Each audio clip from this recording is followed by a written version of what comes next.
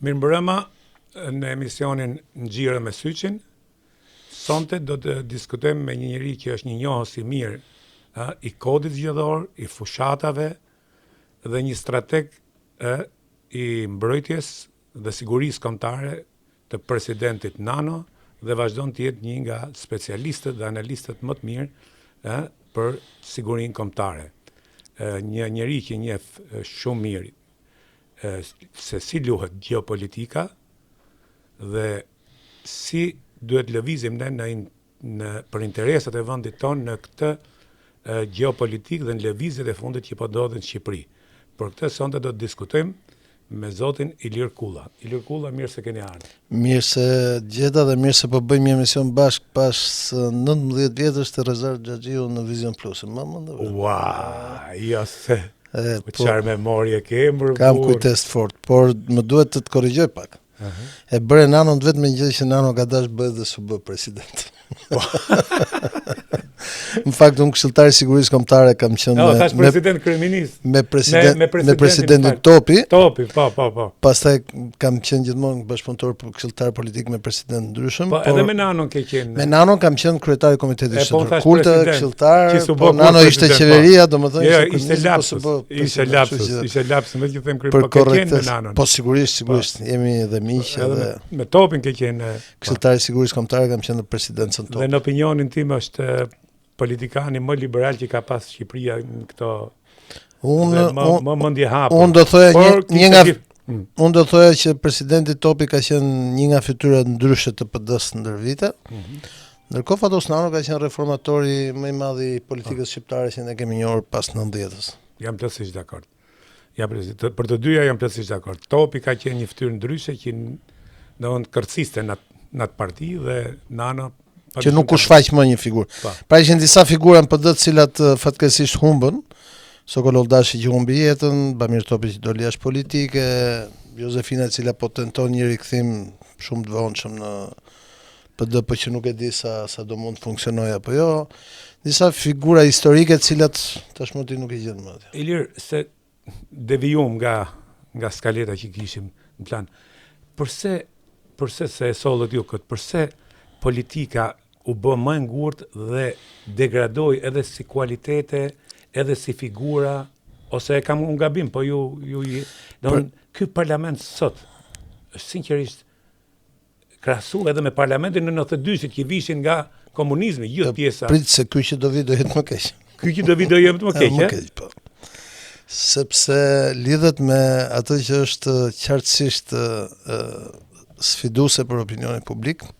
Paktën për ju dhe për mua që kujtoj mirë kohën e komunizmit, me mungesën totale të demokracisë, sidomos demokracisë brendshme të partive, pasi partitë u shkatërruan, me marrëveshjen e 2008-s, e cila pastaj her pas here është ripërsëritur. Ne sot aktualisht zgjedhim vetëm në këta kryetarët e bashkive, por edhe ata pasi ka caktuar partia. E vetëm ndryshimi është në kohën e komunizmit, se dhe atëherë kishte votime. Në kohën e komunizmit ne zgjidhnim kryetarin e komitetit ekzekutiv, pa përfaqësuesit në Kuvendin Popullor në atë kohë të Frontit Demokratik që ishin, domethënë që por atëherë kishte një parti. Kurse sot ka 2 ose pak më shumë parti, por pastaj janë kryetarët e partive, të cilët vendosin, kryetarët e partive nuk zgjidhen më. Pam edhe për shembull një teatr të rikthimit të Berishës që dije që kjo gjë do ndodhte, domethënë që. Dhe pastaj pam këtë teatrin e fundit, i cili ishte qesharak, i atyre një antar një vot i primareve në PD, ku na lo pak këtu Ilir. Ku të gjithë njerëz shiko, do të them një gjë, përse unë nuk kuptoj përse. Unë e prisja që do të ndodhte ashtu, sepse duke njohur Berishën, cilën dhe ju e njihni shumë mirë. Përse ai e bëri këtë, që të bëj primare dhe i shkeli pastaj i bëri prapë si desh. Jo, çfarë ka menduar se kjo diskrediton? Kjo nuk je pikë. Jo, po s'ka lidhje. Kjo shkon në vazhdën, shiko, kjo punë kërkon emocion. Kjo shkon në vazhdën e asaj që ka ndodhur në 2008. Pra, çështja është e kisha në pyetje. Ka mundësi ta sqaroni 2008-ën dhe gjithë marrëveshja që për një reformim që u bë para pak kohësh kodit zgjedhor, marrëveshjen e Rama Berisha. Ja do ta sqaroj. Në 2008 më fal që po të pres prapë sepse shumë politikan nuk janë gjendje që janë në parlament edhe nuk janë gjendje të përgjigjen këtij kodi. Unë për vete nuk e kam qartë, më krijon konfuzion. Ja do ta shpjegoj me fjalë thjeshta. Në 2008-ën praktikisht u vendosën që kryetarët e partive, të cilët deri në atë moment ishin lidera primus inter pares, sepse gjenin her pas here dhe personazhe të cilët futeshin në parlament se votoheshin në zonën që ishin, se ne kishim sistem magjoritar. Berisha gjeti shumë shpesh belan me njerëz të tillë si ose Majdari ndjes pas apo figura të tjera të cilët e kundërshtonin Berishën brenda partisë, por pastaj shkonin merrnin votat në popull. Edhe ai nuk mund t'i nxjerrte. E kundërshtonin Berishën brenda partisë? Po, ka pas shumë zëra që kundërshtonin Berishën brenda partisë. Do t'ju kujtoj zgjedhjen e presidentit Topi. Ka mundësi. Zgjedhja e presidentit Topi u zgjodhën rreth 20, u bën rreth 20 deputet, cilët i bën një shumicë bllokuese Berishës në parlament. Dhe Berisha pa që për herë të parë mund të binte sepse s'kishte numrat, duke qenë që në 2005-ën erdhi me shumë pak numra, u deshën votat e Xhuvelit e ca të tjerë që u arrit në bërjen e qeverisë. Dhe kjo çoi në hapjen rrugë të Bamir Topit për të bërë president pastaj. Po dhe për bërjen president Bamir Topit u deshën ato 6 votat e famshme të Fatos Naros, cilat do t'i shpjegoj një herë tjetër, domethënë, për cilat Partia Demokratike e kohës nuk i kishte votat dhe ato shumicat bllokuese, ato pakicat bllokuese në grupin parlamentar të Partisë Demokratike të kohës e bënin kryeministin Berisha të ishte nervoz sepse shikonte që her pas here duhet përballë me këta njerëz.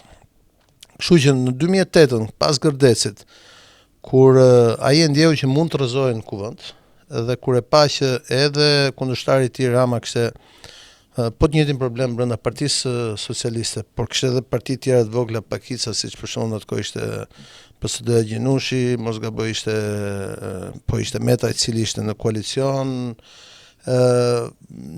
kërkoi që të bëjë një sistem i qartë në cilin i pari i merr të gjitha, kush fiton i merr gjitha dhe kush humbi gjitha. Dhe ky sistem është atëherë, po mbi të gjitha ky sistem qartëson qartë që listat i bën kryetari i partisë. Listat janë të mbyllura dhe listat i bën kryetari i partisë. Ne kemi 12 thes, i quaj unë, që janë 12 qarqe, në cilat votohet me proporcional. Pra nëse ti do të jesh në jetën politike të vendit nëpërmjet parlamentit, mund të jesh vetëm duke thënë po shef kryetarit të partisë. Cili do qoftë ai. Ka funksionuar kështu për Edi Ramën, i cili po shkon drejt mandatit 4, ka funksionuar kështu për Sali Berishën që bëri 2 mandate. Ka funksionuar kështu për Ilir Metën, për sa kohë partia e tij ishte një parti e rëndësishme që ndante nga shkonte pushteti e tjerë dhe kishte grup parlamentar të qartë. Dhe të tjerët që duan të futen kuvend, do duhet që të bëjnë sforco të mëdha, një herë të kenë shumë para, sepse fushatat tek ne janë këtyre të kushtueshme, të kenë shtrirje në territor, por edhe ata janë pronar partisë, nuk ka votim në parti, domethënë koncepti i partisë siç e mësuar ne dikur, për shembull, më kujtohet kongresi i famshëm i 2003-shit kur Edi Rama mori tesën e Partisë Socialiste dhe kandidoi kundër Fatos Naros, në të njëjtën kohë kandidonte edhe Recep Mendani, i cili ishte figurë historike, kishte qenë sekretar i përgjithshëm, kishte qenë president, akademik. Edi Rama vinte nga kryetar bashkie, pra kishte një garë, votua, fitoi Fatos Naros në atë kongres, mbaj mend kemi ndenjur deri në orën 2-3 mëngjesit, domethënë 4 që votohej, ishin njerëzit aty etj. Këto gjëra kanë përfunduar një herë për gjithmonë. Lideri i partisë është edhe pronari i partisë.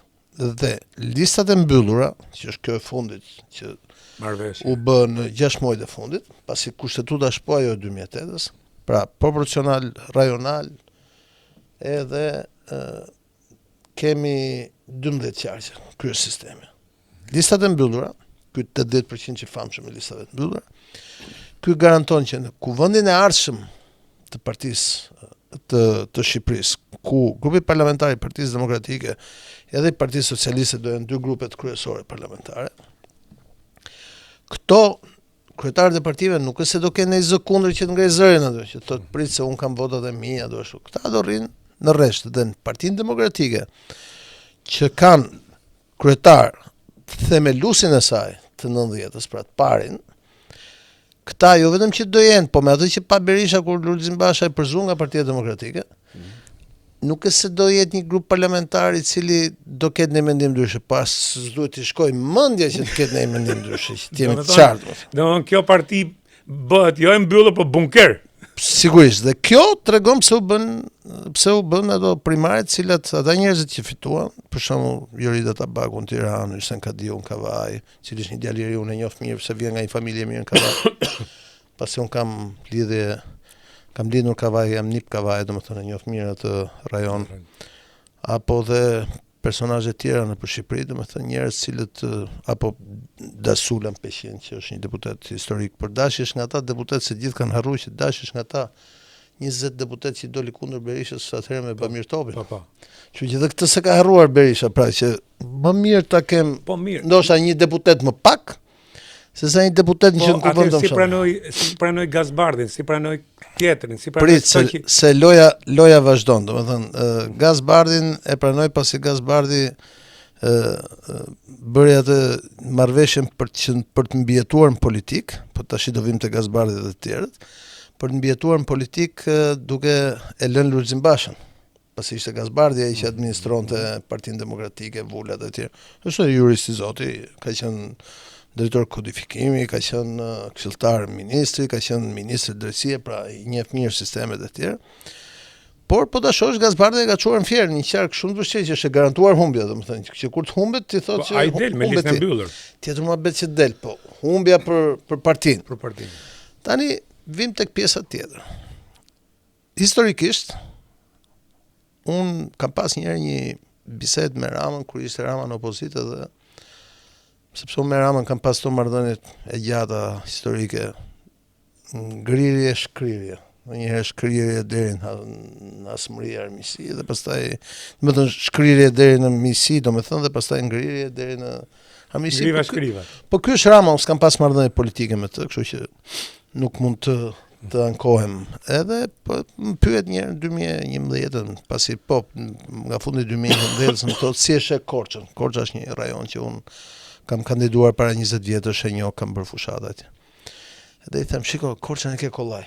Mjafton ti çosh Korçar. Po I çoj Korçar, ata Korçarët kanë ato që kanë, po bëhen aty dhe ata kështu e mësuar që përfaqësohen nga të vetët. Në këto zgjedhje un kam parë për shembull të moralizotin cilin un kam respekt, po që vjen nga një qark tjetër. Ke respekt? Kam respekt thash. Kur të mbarosh do të ndaloj çik këtu se e solle po. Jo, prit, kam respekt thash un për histori personale, jo politike, I cilin e merr dhe e çon në Elbasan. Nuk ka asnjë lidhje me Elbasanin, as politike, as familjare se ti. Merr Luciano Boçën, I cili është një njeri që ka ndikim shumë të fortë në Elbasan, ka lidhje, ka familje, ka krushi, ka histori politike, e çon Shkodër. Merr Gazbardhin nga Kavaja, ose mirë Kavaj Tiranë, e çon Fier. Merr Tritanshehun që s'ka asnjë lidhje, ka një jetë që jeton në Tiranë, e çon Gjirokastër.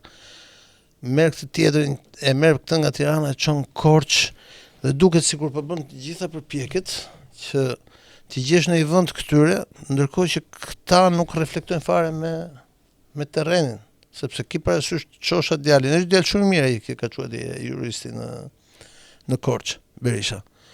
Po ai përballet përballë kujt? Përballë një njeriu që ka bërë 3 mandate kryetar bashkie, ka qenë prefekt, ka qenë kryetari I dhomës tregtisë, Niko Beleshi, ka qenë zëvendës kryeministër, ka qenë ministër bujqësie, ka qenë ministër mbrojtje, kryetari I grupit parlamentar, dhe ti shko dhe vën përballë. Çfarë do ti bëj këtu tani?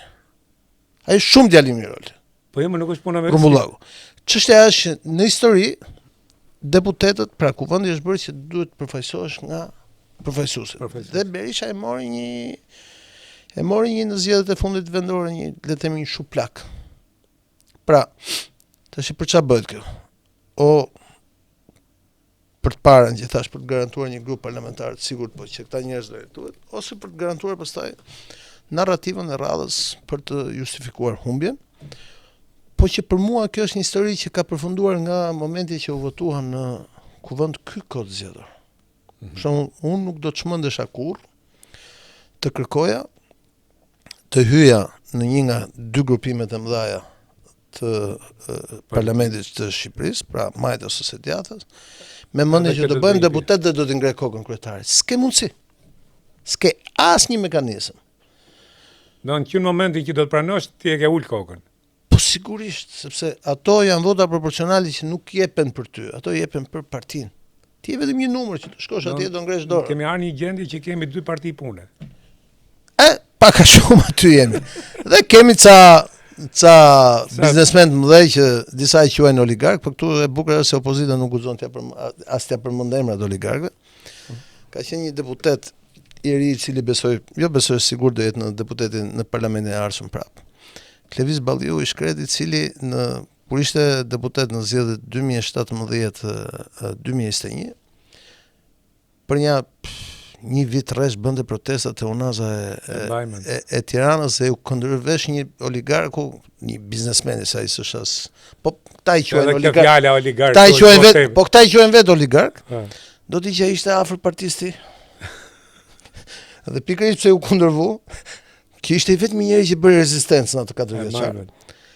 Këta e zhdukën fare, se kandiduan, as në listat pasigurta, as gjë tjetër, vetëm që mos ekzistonte. Pra jemi në një situatë e cila është paradoksale. Nuk ka njerëz, mendoj Ilir, nuk ka njerëz i rrallë parë, duhet kesh kollon, shtyllë korrizore kur të hysh në politikë. Mirë po ajo që thatë jo e kanë sjellë këtë gjendje, që një njeri që e njeh vetëm, për shembull ajo që thatë jo, po të më afrojnë mua. Nuk marr pjesë, se e di si do përfundosh. Po jo mos ska si mundësi, sepse ti nuk je të shpërfaqesh veten, shpërfaqesh verat. Ti shkon dhe atë ta fal mandatin, ta fal kryetari i partisë. Atëherë pjesa tjetër që për shembull mua më bën përshtypje është fakti që jemi në nivelin e propagandës së Partisë Punës. Nga dy krahët. Po. Domethënë, askush nga ata aty nuk guxon thotë në gjë ndryshe nga ajo që thot kryetari. Kjo është, domethënë, për këta që janë pushtet, unë e kuptoj se do ruajnë pushtetin, po për këta që janë opozitë, ç'a do humbin? Jo, për desa ka marrë çun e Fariut. Jo, do marr, mos merrem me ja këtu ndajemi bashkë. Unë nuk merrem me emra. Jo, mos u merr me emra. Është drejtë e tyre. E drejtë e tyre, po tash njeriu ka dhe principe. Shiko, njeriu ka dhe nisem ky është një moral. Shiko, ky është një moral që unë se pranoj. Jo, dakor. Unë flas për parimet politike. Parimet politike janë qarta. Se sollëtin me se kishan men fare. Në momentin që hyn politik, në momentin që shkon në kuvend, ti përveç atyre që mendon partia do thosh ato që mendon vetë. Po pra. Apo jo? Po pra, dhe këto nuk i kanë thonë pa hyn parlament. Këto janë hyrë në jetën parciake, janë njësoj si kryetari dhe nga të gjithë krahët. Jo, prit se kryetari është tamam, këta janë njësoj si kryetari në kuptimin e përsërisin. Këta janë surrogatos. Këta janë surrogatos. Se kryetari është tamam, kryetari ka ato identitetin e vet, nga të dy këta se kemi Berishën që është një kafshë politike, ka 40 vjet. Edhe ky tjetër është kafshë politike. Dhe ka ky tjetër që është kafshë politike, ka edhe ky 30 vjet politike. Por atë pa diskutim janë kafshë. Nuk se kemi dyshime për këtë gjë. Që ndryshimi është që ky është kafshë politike me blu xhinse me. Jo, ky tani ka nga ana e vet erën, që është shumë e rëndësishme, pra erën që fryn. Erën e kanë favor, ë? Po sigurisht, era me përfundimin e luftës në Ukrainë ka një erë në BE që do bëjmë një zgjerim të shpejt. Sa do bëhet apo jo këtë të shohim. Por ka këtë erë, domethënë. Ka sistemin zgjedhor. Ka hartën zgjedhore, sepse janë 6 qarqe në jug, të cilat votojnë të gjitha majtas, historikisht kanë votuar majtas. Dhe Berisha si ngele vetëm 4 qarqe të veriut dhe i bie Shqipëria e mesme, ku në këtë kohë që flasim, pra sot për shkak edhe zgjedhjeve edhe të asaj që bëri opozita në 2019 që i la gjitha bashkitë, por edhe zgjedhjet të 2023-shit, majoranca kontrollon bashkitë në gjithë territorin e Shqipërisë. Që ka ndikim madh është vota ja. Sigurisht, edhe ka dhe ato që ti e përmende që Andreoti thoshte që kush ka pushtetin nuk konsumohet. Pushteti konsumon atë që nuk e ka. Këtë thoshte Andreoti, jo. Kështu që në këtë pikpamje, ne po shkojmë në një palë zgjedhjen, cilat ne kemi parë Berishën që unë gjithmonë e kam admiruar për figurën e tij serioze, me kravat, me xhaket, me shami, gjithmonë atë që ka përfaqësuar figurën intelektuale. Se edhe ti të njëjtën figurë. Përpiqen bëjt një të gjë, po jo se bën Berisha, po se kanë bërë unë gjithmonë. Jo, ti e ke bërë gjithmonë, kuptimin është çfarë bën me paraqitjen. Ati çkredi tani kanë vënë dhe i kapeli kanë thënë duke si Trumpi, që nuk ish ka. Jo, po s'ka fare lidhje sepse ne që kemi vlerësuar Berishën edhe ti në kohën tënde, po ne që kemi qenë trinj kur filluan ndryshimet. Ne kam vlerësuar ne. Po në fillim fare në 90-të. Pra ne që kemi vlerësuar Berishën, kemi vlerësuar në atë kohë një Berishë i cili vinte nga klasa intelektuale e Shqipërisë, jo që Ilir këtu do të na lëm, se kjo është pyetje. Këtë ndan ti herë tjetër. Unë po të them ne s'po të fus ty, po fus vetën. Jo, jam dakord, po duhet ka situata në kontekstin e kohës, në atë kohë kushdo që dilte, unë kam thënë edhe Gzim Kulufi dilte në krye të turmave do ta përkrajshin, se ishte një moment. Po se çfarë është bë mrapa, ti e di më mirë. Unë e di dhe ti e di më mirë se si u bë ai pluralizëm, se si u ndërtua ajo parti, se kush ishte në atë parti, dhe rezultati është, më fal Ilir, se është rëndësishme, dhe rezultati është ky, ja ku jemi sot. Adash, ishim në 90-tën, ishim në një kohë të vështirë, s'kishim bukë për të ngrënë, po kishim shumë intelektual që kishin shumë mendime dhe morën reforma shumë të rëndësishme. Si Majta Zedjatës. Sot fushata bëhet me Uni Katilin, me bufin, me atë stresin dhe atë tjetrin që merr Rama me vete kundër stresit. Sot s'ka thelb fushata. Jam dakord me për gjitha, jam dakord. Po është pikërisht se ka filluar keq godina mërti Ilir. Po jam shumë dakord. Demokracisë filloi keq. Jam shumë dakord. Që unë i them demokraci. Kështu që filloi keq dhe fillimit e di si ndërtes po ti bën plintet e forta. Kemi folur bashkë që para se të fillonte fushata zyrtarisht, po edhe më përpara dhe unë të kam thënë që këto zgjedhje kanë mbaruar. Jam plotësisht. Këto zgjedhje shkojnë edhe një herë Majtas. Për të gjitha ato arsyet që të përmenda, po edhe për faktin. Ky është lajmi. Këto zgjedhje kanë mbaruar. Po edhe për faktin që në këto zgjedhje, për shkak të këtij sistemi zgjedhor, ata faktorë të djathtë, të cilët nuk u vunë në vagonin, le themi në trenin e Berishës, pra nuk shkuan vagon në trenin e Berishës, ata kanë dalë secilin vetë dhe ata secili do heqin nga e djatha. Por kush është paradoksi? Pa kemi të djathtë herë në Shqipëri. Ajo që është Shqipëri më burr. Po mira, ka realisht të djathtë. Ky është një argument tjetër. Ajo, po flasim për këto zgjedhje. Ajo që ka atë ka etiketën e djathtë. Po një herë tjetër flasim. Po djathtë. kjo që është, këta që duan njerëzit tek e fundit nga. Po do e marrim në Mars, o Ilir, nuk do e marrim Mars, sta që janë. Qëndrojmë këtu ku jemi. Pra tani. Po jo, po s'kan as doktrinë ekonomike, as filozofia, as program politik, as jo nuk kanë të djathtë, nuk ka pas Partia Demokratike program të djathtë. Shiko, po na heq nga pyetja që bëra vetë të keqen, se unë e kuptoj që kjo punë të acaron, po më dëgjoj deri në fund. Pra, ti po çosh faktorët që kanë ikën Partia Demokratike. Pra, Dasheja Keleda Libe heqin vot Berishës në Tiranë, ku i duhet më shumë, dhe në Fier, ku i duhet më shumë. Sheja i heq vot Berishës në Tiranë, ku i duhet më shumë, dhe në Vlorë, ku i duhet më shumë, pra atje ku PD-ja është më dobët. Pra, që është vot e qartë që ja heq, kupton, pastaj se sa atje. Partia e Reja Drejti Klapajt i heq vot, pra votën gri që mund ta merrte opozita, edhe ajo ja heq në shumicën e vet në jug, në qendër, në Berat, në qarkun e Vlorës. Pa nga ato që duke nga sondazhet, se nuk e se unë e marrë me fushatën për të. Dhe vetëm Qori heq pak vota nga e Majta. Dhe Tom Doshi është duke bërë një fushat të mirë, të fortë. Besoj që do ta dëmtoj pak Partinë Socialiste, por mund ta dëmtoj në Tiranë edhe në Veri, ku ashtu kështu nga Veriu vjen vetëm 1/3 e parlamentit. Pra çfarë do lloj rezultati të ketë Partia Socialiste në Veri, edhe sikur të humbin Shkodër, se tropoj, besoj që po. Po edhe në Dibër, edhe në Lezhë, pra do shkoj -1, -1, -1, -1, -4 vjen, mund të vi maksimumi nga Veriu. Dhe gjithë pjesa tjetër është plus, sepse është harta zgjedhore që imponon këtë gjë. Nëse ne do kishim një sistem zgjedhor si ai i Kosovës, me proporcional kombëtar, edhe me listat hapura, qoftë edhe me një prag 5%, do flisnim ndryshe. Pra, mjafton që këta faktor politik që heqin të djathës dhe këta ja heqin në jug fatkeqësisht, ku atje diferenca shtohet, sepse sistemi ynë zgjedhor është i çuditshëm shumë, është unik. Ne kemi 6 qarqe tek dhe 6 qarqe çift. Partitë e vogla, ato vota që marrin, është provuar me LSI-n 2021, e cila mori 110.000 vota dhe pavarësisht se duhet kishte 11-12 deputet, prodhoi vetëm 4 deputet. Pra ato vota që marrin këta në qarqet në përqarqe partitë e vogla, këta nuk prodhojnë deputet, dhe kësa radhe rreziku është që të digjen rreth 200.000 vota. Kupton? Sepse për të prodhuar një deputet të duhen 11, 12, 13.000 vota varet nga qarku dhe nga numri i votuesve. Dhe ai mandati i fundit mund të ndodhë siç ndodhi në Korçë zgjedhjet e fundit kur LSI ishte shumë afër mandatit, ishte gati 10.000 vota, duheshin pak qindra vota për të prodhuar mandatin. Në mandatin e fundit e mori partia e parë që ishte Partia Socialiste, e cila e mori me gjysmën e këtyre votave, sepse ky është sistemi zgjedhor.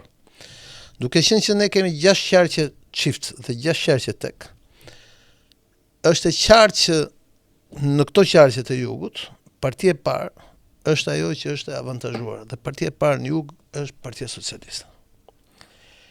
Dhe është, domethënë, pyetja sa mbi 70 do marrë Rama. Dhe parashikoni? Dhe çfarë force? Këtë s'mund ta them sepse ne do shohim zgjedhjet deri ditën e fundit dhe unë do shoh edhe të numrat që vijnë nga diaspora. Si ju keni sjell edhe unë kam përdor keni sjell në mendje që po të marrim Kosovën, që ka një thes, ka prodhu një deputet. Tashi këtu 2 deputet në fakt. 2 deputet. Po, një për vetë vendosin, një për të tjerë. 2 deputet. Tashi këtu më shumë se sa. Vota e diasporës do shpërndahet. Çfarë efekti do të luajë vota e diasporës, kur në opinionin tim vota e diasporës pak a shumë është në njëjtin raport që është dhe brenda, se kështu janë dhe në emigracion njerëzit. Ndarja PD PS. Po ka një gjë. Nëse në qarkun e Kukësit për shembull, do të kishte 4 deputet. Diferenca që do të prodhonte Partia Demokratike ndaj Partisë Socialiste nuk do ishte +1, po do ishte +2. Pra rezultati do vinte 3+1, se vota e diasporës vjen gjitha nga Londra, nga këto vende ku kanë emigruar zona Tropoj, Kukës, Has. Nëse në qarkun e Korçës, se ki parasysh në qarkun e Korçës, nëse s'është vota e diasporës, rezultati sot shkon 5-5. Pavarësisht se çdo bashki fiton Partia Socialiste qartë.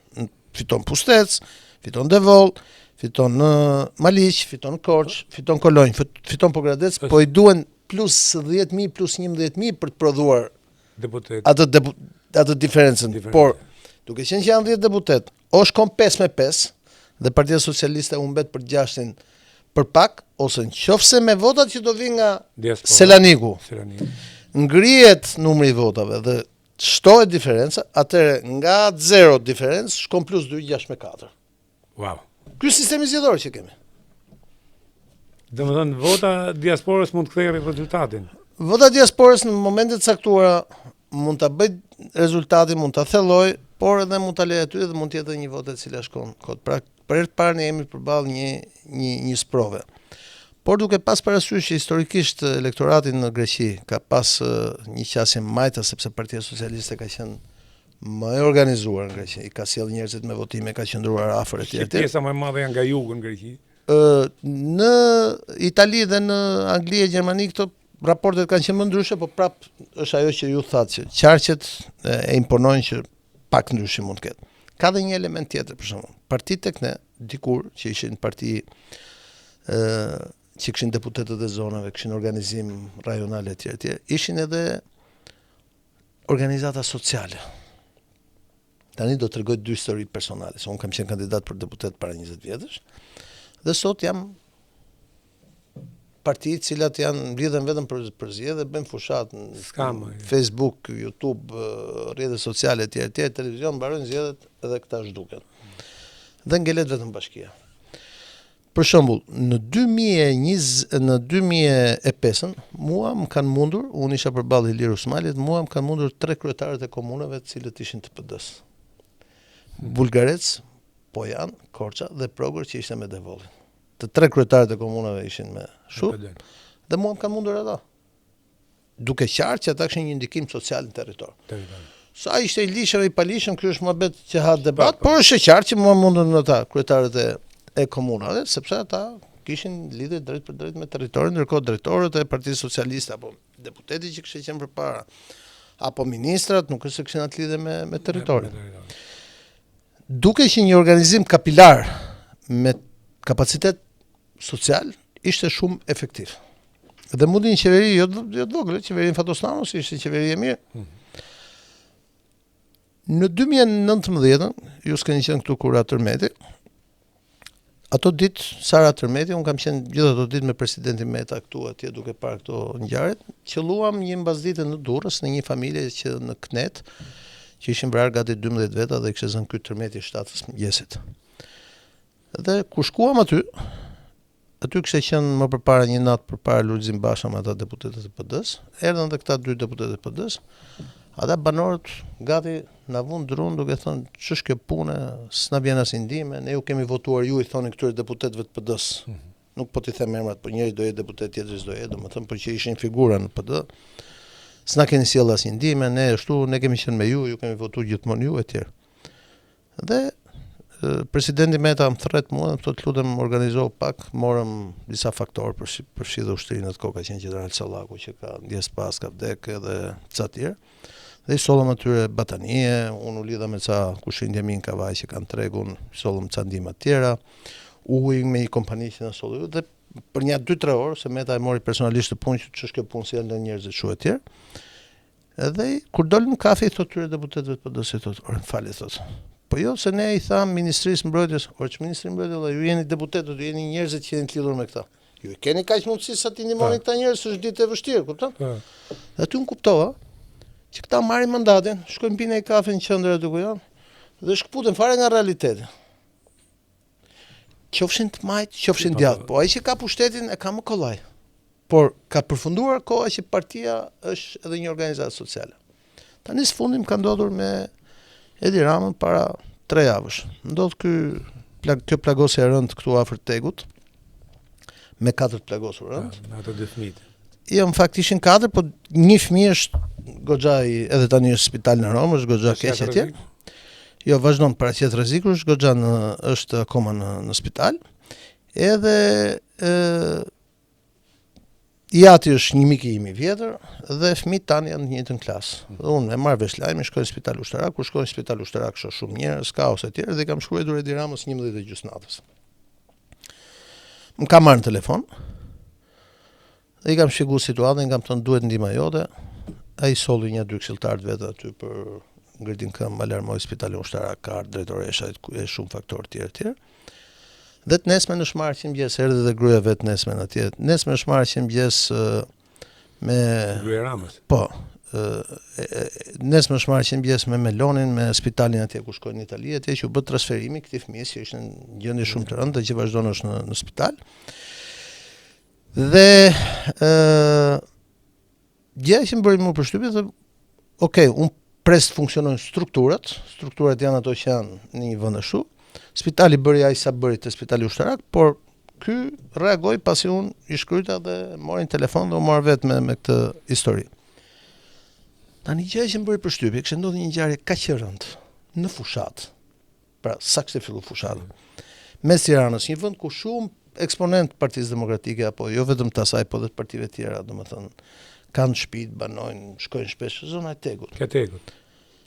24 orë spital, se unë isha gati gjithë natën dhe gjithë ditën e nesër në spital, nuk pash asnjë figurë. Që dikur kur ndodhte një gjë tillë nuk di të kujtohet. S'kisha si ai ishte pozita në pozit. Po, shkon deputetët shkonin, partitë çonin përfaqësuesit e tyre. Kishte një sistem social të partive. Këta e kanë humbur këtë realitet. E kanë humbur gjithë politika. E ka humbur gjithë politika. Dhe shqyrëzotet që qëlloj që mu përgjigj Rama dhe që u marr vesh edhe që ashtu kjo ndodhi lirë edhe në Amerikë, humb domethënë kjo jeta sociale politike si duket nga rrjetet sociale, nga mënyra e re që zhvillohet sot politika, se po të shohësh edhe në Amerikë zgjedhjet i vendosen rrjetet sociale. Po pra, po partitë tona u krijuan në kushte kur Shqipëria ishte varfër dhe partitë u kthyen në të njëjtën kohë edhe në institucione sociale. Pra, rreth partive ishin ato kafet e para, ishin ato, kishte ato organizim kapilar me cilin ti kur nuk e kishe problem shkoj e ble e vota në fund. Sepse kishe punu 4 vjet dhe ata vinin vetë, se ndjenin vetë përfaqësuar dhe ajo shtëpia. Jam dakord, po ti ai ka qenë 0 vjeç në 90-ën, në 35, ai nuk e koncepton, don ka ndryshuar dhe ka ndryshuar dhe kohezioni social, prandaj po të them që me këtë kohezion social, ato që kanë ndikim poshtë kush janë? Janë bashkitë. Bashkiti ka... I ka në ata që kanë, i ka shumica sot, janë bashkitë, janë ku diun policia shtetit, etj. Dhe kur këta ankohen për biznesmenët, dhe ankohen ndonjëherë thonë biznesmenët e lidhur me krimin apo krimi lidhur me biznesin etj. Këta nuk kuptojnë që nuk se janë ata që janë forcuar ata. Jeni dobësuar ju. Keni lënë organizimin kapilar. Keni bërë parti të cilat duhen për internet dhe parti të cilat i përdorni vetëm kur vinë zgjedhjet. Dhe Partia Demokratike ka qenë historikisht e organizuar shumë mirë në territor. Unë mbaj mend për shembull në kohën e luftës në Kosovë, kur dolën për herë të parë këta që ikën nga fronti i Deçanit atëherë që bëi lufta në pranverën e 98-s në Deçan që u tërhoq një pjesë e UÇK-s asaj kohe që quhej FARC dhe mori një numër të madh banorësh aty nga zona e Deçanit dhe dolën në Tropoj. Ishte Bashkia e Tropojës, ishte Partia Demokratike në Tropoj, ishte populli i Tropojës, ishin ata që ishin aty që u gjendën. Që çuan ndihmat e para, sigurisht mbrapa erdhi ushtria, erdhi policia etj, po në fillim ishin ata që ishin vendas aty. Njëta gjë për Kukës për kohën më mbrapa, po pastaj aty u impenju shteti organizuar, Ilir Meta që ishte zëvendës kryeministër u vendos në edit permanente, erdhi ku diun UNHCR-ja që ishin etj. Nuk ka më shfaqje të tilla. Prandaj kur ti e sot thua, okay, po unë nëse s'kam në interes, pse duhet ti votoj? Pra, sigurisht që është kjo situatë që është, dhe ke këtë panoramë që ke, por në kushtet që nuk ofrohet asnjë nevojë për ndryshim. Ti mendon se do ketë ndryshim? Nuk ofrohet asnjë nevojë për ndryshim, shumë e saktë. Atëherë është pikërisht fusha bosh e opozitës që krijon këtë situatë. Se opozita tash do shoj manipulim vjedhje votash, unë nuk i besoj deri në atë mas. Shiko, unë kam qenë në zgjedhjet e 2007. Jo ta kam fjalën që mbaje mend. Ti e di shumë mirë, sa të mbarojnë zgjedhjet do dali pra Berisha do thotë zgjedhjet u vodhën, nuk do pranohen. Kam një histori unë me Edi Ramën në 2007-ën, Edi Rama kryetari i Partisë Socialiste, unë isha nën kryetari i KZAZ-s në Shijak. Kishte zgjedhje të pjesme për deputet. Isha përfaqësues i Partisë Socialiste. Dhe kishte zgjedhje të pjesme, kishte ikur Sokol Oldashi dhe kandidonte Osman Metalla dhe Igli Çela Ndjespasi, i cili ka qenë kryetari i Bashkisë Shijakut dhe kandidoi për deputet. Pse ka vdek Igli Çela? Ka shumë vite tashmë. Edhe miku im, unë isha dhe nën kryetar bashkie dhe isha nën kryetari i KZAZ-s. Dhe ditën e votimeve, ato votime shumë të tensionuara, ditën e votimeve ishin shpërngulur të dyja grupet parlamentare në Shijak, edhe PD dhe PS, në mënyrë absurde, s'kish nevojë për gjitha tensione të tjera. Tensioni prodhoi dhe një të plagosur, edhe këta erdhi policia, sollën ashtu njerëz e tjerë, dhe këta të Partisë Socialiste u larguan gjithë çka ishin, unë isha këta deputetët që kishin ardhur dhe edhe ku diun me media po na vjedh PD-ja etj. Edhe unë qëndroja në KZAZ, vjen një urdhër që thon këta do tërhiqemi nga kutitë e votimit se po na vjedh PD-ja etj.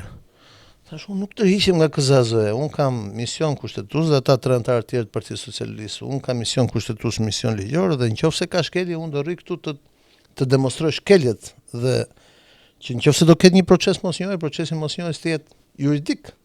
Pra unë do rri këtu të demonstroj shkeljet dhe them që këtu unë nuk po shoh që ka shkelje. Ka shumë tension. Tensioni çoi deri në plagosjen e një vëzhguesi të PD-s nga një miku jon, i cili në fakt ishte tradicionalisht djathtas, po kishte qelluar majtas sepse Agronduka në atë kohë ishte majtas, ishte profesuesi. Sot Agronduka është djathtas, është edhe kjo histori në Shqipëri. Dhe mua më ka marrë, besoj ka qenë bazditë, më ka marrë Edi Rama, i cili në fillim flet me një ton, thash për kush je ti që si bindesh partisë etj. Thash, pritet zotë ta shpjegoj një herë. Dhe fillova të shpjegoj 1, 2, 3, 4, i thash është nevoja për të asistuar këtu, për të ndenjur, për të certifikuar çdo shkelje, çdo ashtu, për ta shkruar sepse këto raporte që do shkojnë në KQZ për të folur me ndërkombëtarët, sepse këtu s'ka asnjë përfaqësues nga partia dhe Shiaku ishte shumë i qetë, këta kishin shkuar gjithë në plazh të hanin drek. Po të them ca emra nga këta që janë dhe deputet sot, e tjerë që janë personalitet. Dhe ti më thonë, ç'a thu, në plazh po han drek. Po i thash, nuk ke asnjë Shiak, janë gjithë në plazh po han drek. Thash, më kam ftuar dhe mua, thash, po s'do shkoj thash. Se kam këtë detyrë për të bërë. Tham, hape syt, se këta më thonë tjetër gjë mua. Po hajde më burrë dhe u di thash, shife hajde vend Shiak, edhe shife këtë muhabet thash. Nuk është kështu thash. Ja ku i kam unë profesuesit e Partisë Socialiste, kryetarin e PS-së Shiak, këta të tjerët që kam këtu në KZZ, është ndryshe gjëja nga çat kanë thënë ty. Pra, aty në atë moment Rama e kapi, reflektoi dhe ne kemi bërë një luftë goxha të madhe në KQZ, pastaj në ato apele të tjera, dhe unë kam shku vet, kam dëshmu, një pjesë atyre vëzhguesve edhe komisionerëve u dënuan, pastaj u falën, kemi bërë një luftë juridike, në të cilën edhe atëherë ata të cilët e kuptonin që po humbnin po për arsye të tjera, se po humbi Shiaku me PD-n në pushtet e tjerë, ata s'kishin 2 vjet që kishin marrë ato zgjedhje të tjera. Ata kishin më kollaj që tiknin duke thënë që fajin e ka ai që po fiton, se sa të merrnin përgjegjësitë e veta politike, sepse politika do të thotë edhe marrje përgjegjësive politike. Dhe unë kam dëgjuar vokabularin e përfaqësuesve të PD-s gjithë këto 10 ditët e fundit, cilët kanë filluar që tani t'i thonë popullit që ne do humbim se këta do na i vjedhin. Është një vokabular që nuk funksionon. Dhe një tjetër, se kisha në mend, po e sollot ju, po unë desha ta bëj pyetje dhe du ta bëj se më ka njerë kështu. Don kjo gjuhë dhe gjuha që përdori para disa ditësh ky të moralizoti, që do t'ju ham gjallë. Gjuha që përdori mbrëm, në emisionin Top Story. Nuk i shoh emisionet. Shumë mirë, që se po dalin në YouTube tash copat vogla do pashën. Kishte thënë që kriminali, Spiro Koleka, dakord, këtu është çështje racash, unë jam alizot, në një kohë që e dim shumë mirë që gjyshi ti ka qenë bashkëpunues me italianë. Jo, smerm unë me punë, nëse e alizot, shko kandidon në qarkun nga vinë alizotët. Jo, në rregull, jo, kjo gjuhë. Kjo gjuhë, ky njeri që pretendon se edhe unë jam kulla, edhe më shofruar të gjithë, edhe unë jam Demalia dhe nuk kam as i tur pas familjen, edhe në fisin tim kur ka ikur zogu ka ndaluar aty, në zemlak e tjerë. Shumë mirë. Tash problemi është kjo gjuhë, jo nga një njeri, se nga një njeri, jo lutem ta marrë se është e rëndësishme kjo. Don njerëzit hipokrit, që mendimin tim ky është një hipokrit. Një njeri që bëhet lavjerës për një mandat, se po ta shohim historinë e tij politike, në radhë parë me këtë pjesë nuk më intereson. Në radhë parë lirë, unë mendoj, unë po jap mendimin tim, ti thuj ç'a dush. Në radhë parë herë, kjo puna me biografitë e përsekutuarve na abosi ato familje dëshmorin kohën Enver Hoxhës.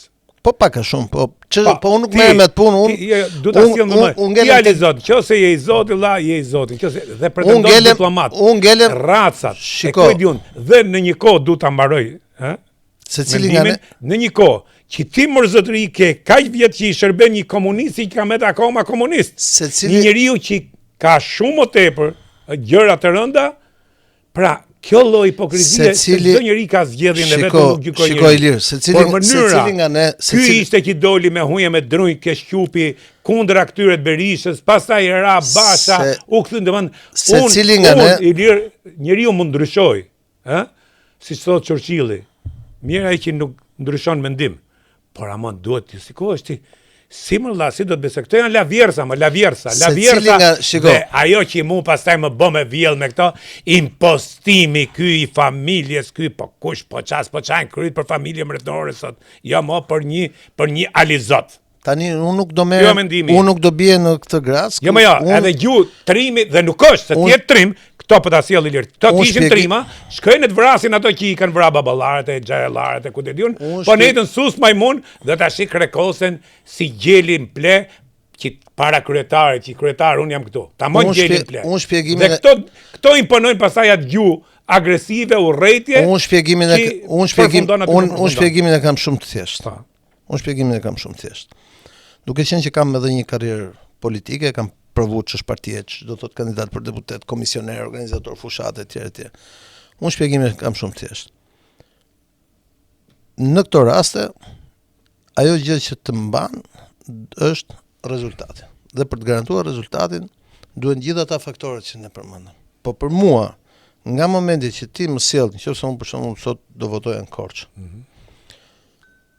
Do votoja sigurisht për një njerëz që njoh, edhe nëse do shkoja në listë hapur. Nuk do votoja fjalën shqip të pastër dhe të bukur. Derr në thes. Po.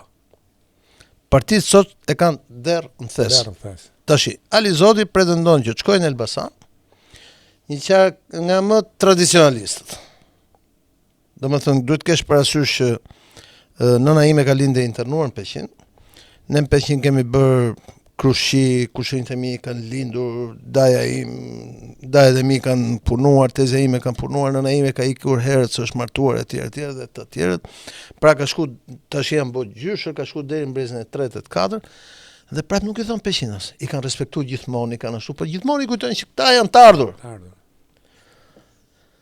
Tani, më fal, ti mendon që do shkosh në qarqe tradicionale, dhe atje pikërisht do përmendësh emrin e historisë, të familjes e tjerë, ku nuk ke asnjë lloj histori familje. Asnjë lloj efekti. Asnjë lloj efekti.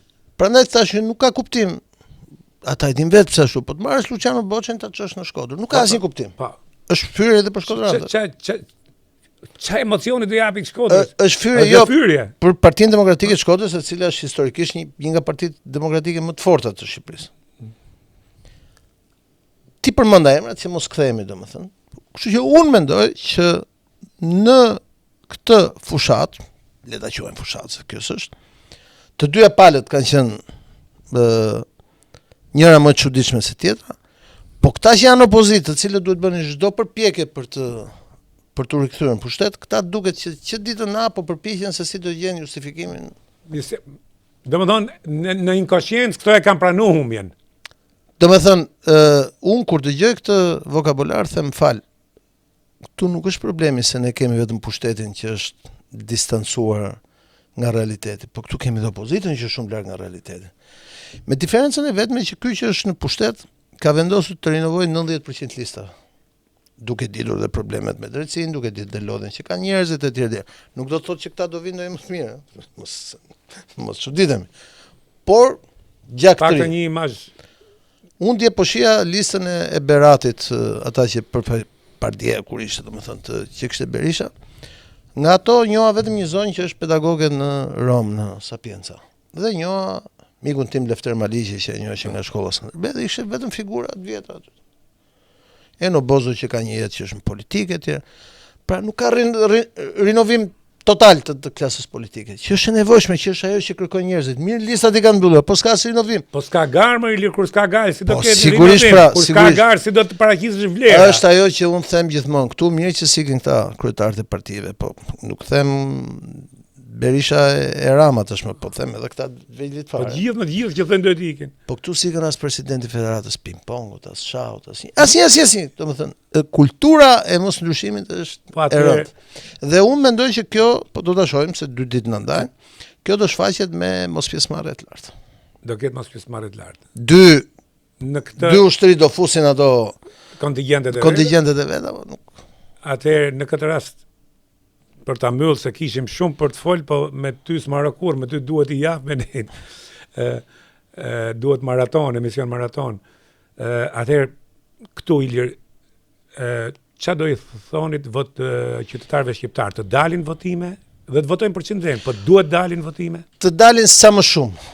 Sepse daljen votime tregon një mundësi që ata të mos ankohen 4 vitet e ardhshme. Por me mos daljen votime, pastaj nuk kanë as arsye pse të ankohen, domethënë. Të dalin ndoshta ta demonstrojnë edhe t'ja japin ku duan, t'ja japin partive të vogla, ta djegin, t'ja japin këtij që është në pushtet, t'ja japin atij që është në opozitë, por dalin. Sepse mos dalja tregon mosnjohjen e kulturës së demokracisë, edhe të kulturës politike dhe të kulturës së shtetit. Sepse nga ky sistem prodhohen zgjedhjet. Në fakt, Ilir, ju thatë diçka në lidhje me garën dhe me mënyrën se si ne nuk e kemi kulturën demokratike, po në fakt na mungon. Dhe nuk e dia kemi fillu hapat e parë. Shikoj, një demokraci dhe një pluralizëm. Unë shpresoj vërtet në një antarësim të shpejt të bëhes, jo se thotë Edi Rama, po se shoh. Interesant bëhet. Jo, po se e shoh si vetëm në mënyrë që duke futur brenda BE-s ne të ndryshojmë gjithë këto Po, si rregulla loje që detyrim. të adaptojmë me të tjerët. Po të shohësh që ata kolegët e Sali Berishës në fillim 90-s në gjithë Evropën, po dhe në rajone të tjera. Një pjesë e madhe kanë vdekur, një pjesë e madhe janë tërhequr në jetën e tyre private dhe janë të vjetur, domethënë. E kupton se sa e nevojshme është ndryshimi politik. Po për një të njëjtë dhe për Edi Ramën. Po Ilirnanën tjetër ka një problem. E kupton se sa e nevojshme është, por me këto rregulla loje nuk ka asnjë mundësi që të ketë. Pra sepse këtu oferta është zgjidh ose merr, ky ose ky. Ky ose ky. Kemi një 82 vjeçari që flet për 20 vitet e ardhshme dhe kemi një 60 vjeçari që flet edhe ai për 20 vitet e ardhshme. Unë po të isha 20 vjeçar, sinqerisht ta them nuk do votoj asnjërin tjetër.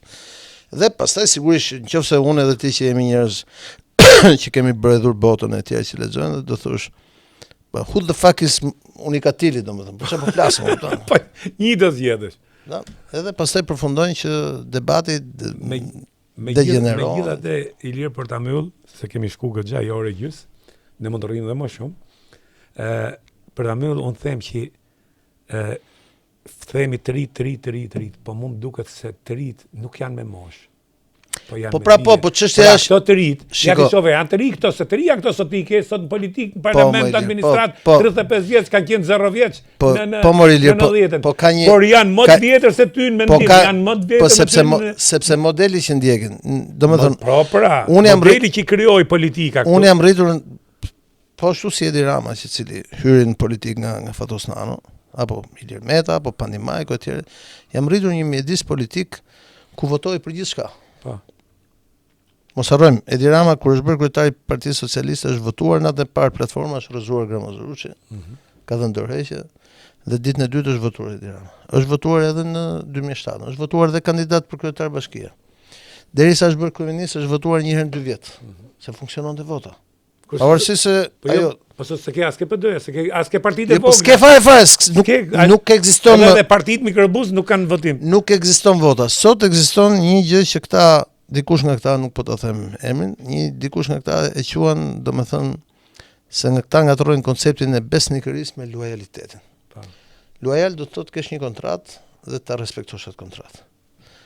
Besnik do të thotë ti je besnik siç është qeni besnik. Unë i du shumë qend. Po. Por njeriu nuk është qen. Ja. Nuk është qenie. Biles këtu mund ta fyjmë qenien e qenit, se qeni është besnik sepse dhe këtu sepse është qenie e tillë. Nuk ka arsye. Kurse çështja është që këtu kanë vdekur përfundimisht parimet politike sepse nuk ka më vot, nuk votohet më askush. Ka më vot si do të kesh demokraci. Edhe kryetari i bashkisë që ka një zgjedhje drejt për drejt, edhe ai nuk votohet. Dhe unë jam i bindur që në këto zgjedhje ne do kemi situata qesharake ku në shumë qarqe do të votuar Ilir Demalje për shembull dhe do ketë marrë 10.000, 15.000 vota dhe në parlament do jetë dikush që s'ka marrë as 100 vota. Të merr. Ky është realiteti. Nuk mund ta shmangim. Debati ka degeneruar nivele banale. Kemi parë ngjarje të cilat urrëtia e parë sy. Jo, kemi parë ngjarje të cilat janë gati qesharake për shembull, se unë kam edhe nga njëta zonë Bledionin, kam edhe një misime të nevojë ka deputetit kapet me grusha njerëzit rrugës. Ka qenë dhe kryetar bashkie, nuk e s'është. Ka dhe mu diçka po hajt. Po s'ka lidhje deputet valla. Nëse edhe mu nuk takojte me bëha. Po sigurisht që edhe ty s'takonte, po të them. Takojte me bëha veprim, po ka herë nuk du të justifikoj fare, domethënë unë nuk domethënë du ta harroj, po problemi është edhe kalohet masas, edhe ti je njëri me gjak me. Po kur thash para etikën, kur thash deputeti politikani dallohet që nga mënyra si vishet, kur thash etikën, i nuk kupton gjitha këto gjëra. Unë nuk po them që do rrin gjithmonë tash, nuk mundesh në 2025-ën të mos kuptosh që njerëzit janë lodhur nga politika. Dhe janë lodhur jo vetëm këtu, po edhe në botë, Po edhe në botë pra. Edhe në botë ka një degradim politik sot, prandaj edhe këtë lloj krizash. Prandaj po them ky që është kryeminist bëri shumë mirë që 90% të listave i pastroi. Janë lodhur njerëzit. Janë lodhur. Tjetër gjë. Se çfarë duan dhe kush është më i mirë është tjetër gjë, por ka ardhur koha që duan tjetër. Dhe unë pastaj shoh për shembull, ti thua të rinj, po unë shoh shumë të rinj me talent, për shembull rrjetet sociale apo televizionet, unë shoh shumë të rinj që kanë hecur shumë përpara. Thjesht nuk janë të organizuar në forca politike. I shoh në media, i shoh në biznes, i shoh në shkencë, i shoh në universitete. Disi është puna, kjo ndodhi edhe në Amerikë. Nuk ishte rastësi që dy kandidatët për president në Amerikë ishin gati 80 vjeç dhe mbi 80 vjeç.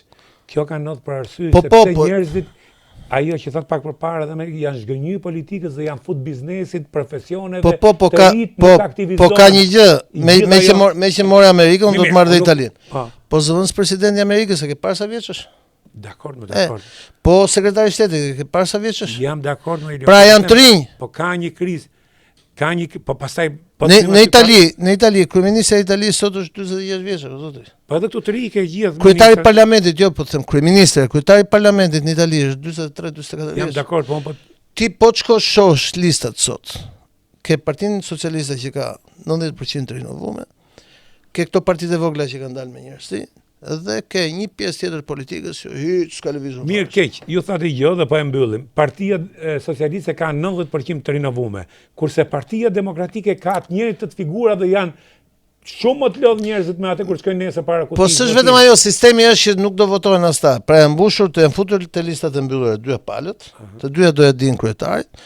Thjesht ky ka menduar dhe ka menduar mirë për mendimin tim që ti rinovoj gjithë ata që ka aty. Ky tjetri ka menduar të eci me besnikërinë e qenit. Di vetat punoj, nuk ashtu, por thjesht do rrim, do ta shohim dhe unë mendoj që do ta them me shprehjen e famshme që thoshte Fatosnano nëpër tavolina, po i marr leje se dia ngelet adre apo jo, që dy njerëz me ngjyrë që herën e parë kanë prodhuar një njeri me ngjyrë dhe herën e dytë njeri me ngjyrë do prodhojnë dhe herën e tretë njeri me ngjyrë do prodhojnë. E mbyllim këtu. Dhe sigurisht do vish mas zgjedhjeve prapë. Po këtu jemi patjetër. Suksese ty një herë. Shumë faleminderit. Gjithmonë kënaqësi me fol me ty edhe në privat edhe në podcast aq më tepër. Faleminderit ty.